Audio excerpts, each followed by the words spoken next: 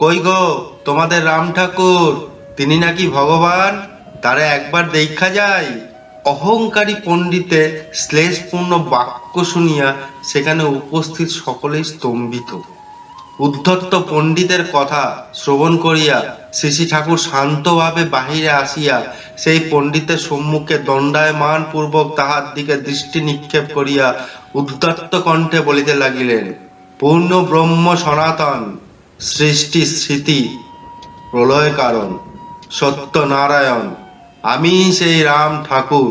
পণ্ডিতের অহংকারে অহংকারী পণ্ডিত প্রভুর কথাগুলি শুনিতে শুনিতে শ্রী ঠাকুরের মধ্যে কি দেখিতে পাইলেন তাহা তিনিই জানেন। সেই আত্মাভিমানী গর্বিত পণ্ডিতের মুহূর্তের মধ্যে শরীর থরথর করিয়া কাঁপিতে কাঁপিতে সংজ্ঞাহীন অবস্থায় ভূপতিত হইলেন। জয়রাম, জয় গোবিন্দ।